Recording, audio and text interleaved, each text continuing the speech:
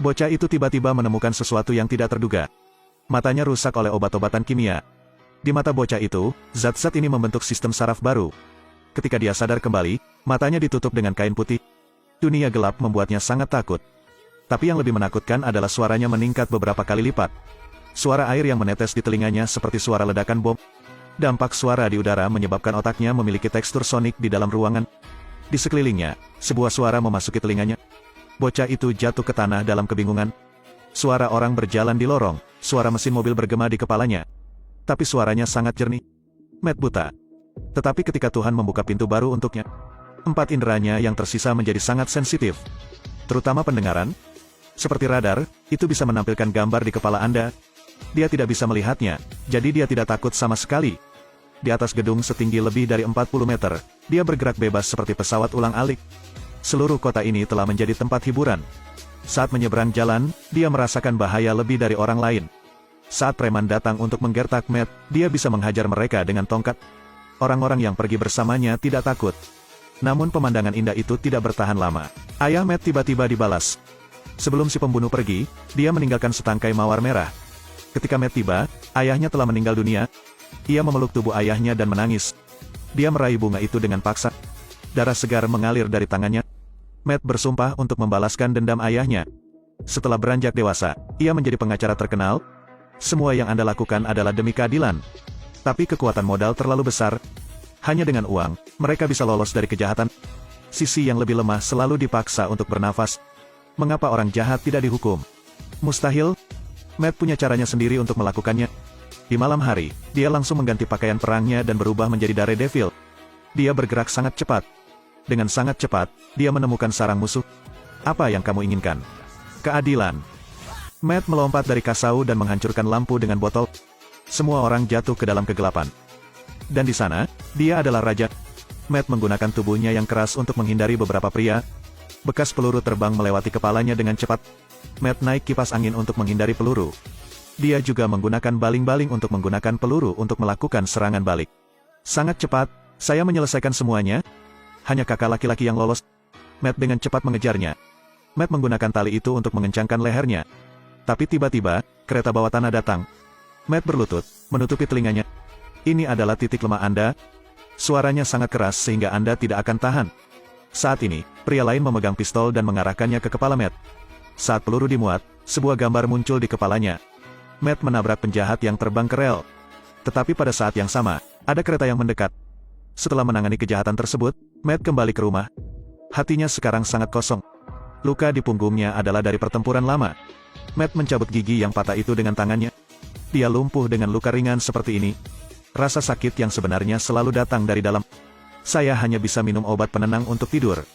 Karena begitu dia berbaring, suara yang tak terhitung jumlahnya datang lagi. Gadis lain sedang memohon. Lalu ada tembakan. Anda sendiri tidak dapat mengubah dunia ini. Tapi dia punya prinsip sendiri. Itu tidak pernah menyerah. Jadi keesokan harinya, dia pergi mencari tersangka penembakan. Matt bertanya kepada Black tentang situasi tadi malam. Dia bilang dia tidak punya senjata. Dari mendengar detak jantungnya, Matt tahu dia tidak berbohong.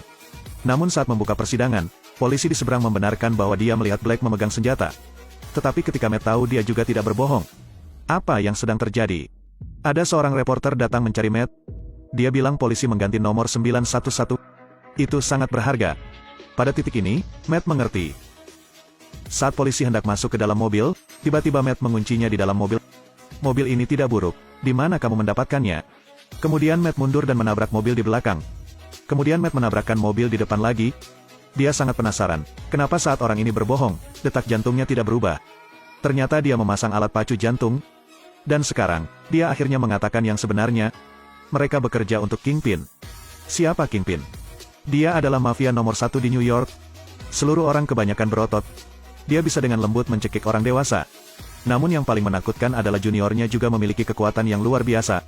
Menakutkan bahwa dia mengambil tindakan. Kekuatannya besar. Senjata pembunuhan itu sangat sederhana. Sebuah klip kertas. Setelah diluruskan, itu menjadi senjata tersembunyi yang lebih cocok.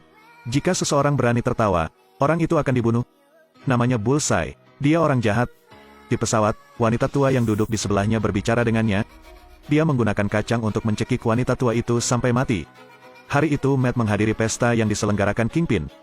Dia mulai memeriksanya. Kingpin baru saja mengatakan tidak ada yang murni. Kemudian Matt mencium bau yang sangat aneh. Dia menaiki tangga. Yang pertama adalah bau makanan yang dikeluarkan. Lalu ada asapnya. Akhirnya, dia melihat seorang wanita. Matt perlahan mendekati gadis itu. Lalu dia mencium bau gadis itu. Orang ini bukan orang cabul. Saat ini, gadis tersebut masih belum mengetahui identitas Matt. Gadis itu tertarik pada pesonanya. Gadis itu dan Matt menari di tribun. Kingpin sekarang tahu bahwa ayahnya ingin keluar dari organisasi. Jadi dia memberinya mawar mati. Dia segera keluar, ingin pergi. Karin juga mengikuti. Matt menyadari bahwa mungkin sesuatu telah terjadi. Dia berubah menjadi pakaian tempur. Diam-diam mengamati lalu lintas. Beberapa saat kemudian, Kingpin mengirim pembunuh Bullseye dengan sepeda motor untuk mengejar. Dia melambaikan tangannya dan menangani pengemudi. Mobil yang jatuh harus berhenti. Matt menghindari serangan Bullseye. Bullseye terkejut. Dia tidak pernah gagal sebelumnya. Dia sangat marah, pergi ke Matt. Selama pertarungan, dia juga mencuri tongkat Matt. Dia kemudian melemparkan tongkat dan menikam ayah gadis itu sampai mati. Melihat senjata di tangannya, gadis itu menembakkan pistol ke arah Matt. Gadis itu menganggap Daredevil sebagai pembunuh ayahnya. Gadis itu terus mencarinya.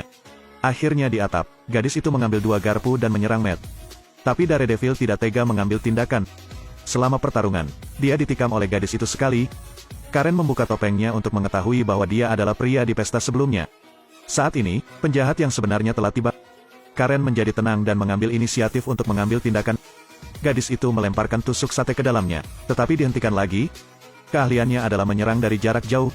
Dia menikam tangan Karen. Gadis itu bukan tandingan Bullseye.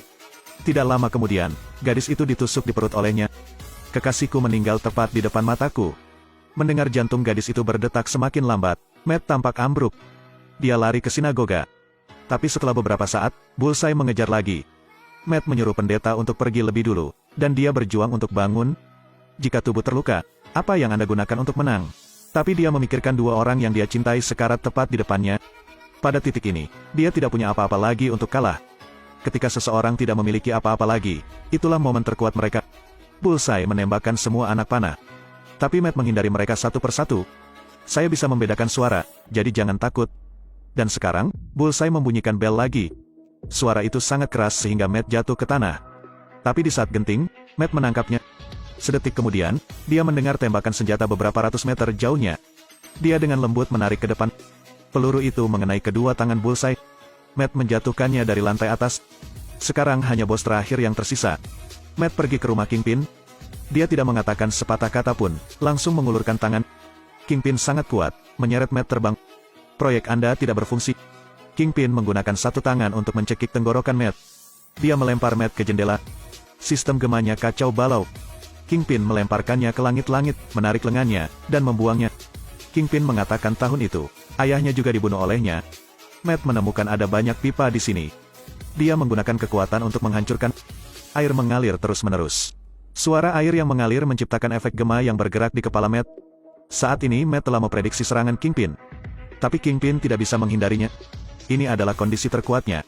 Dia melewati celah dan menendang kakinya. Kingpin telah kehilangan kemampuan berjalan, jadi dia kalah.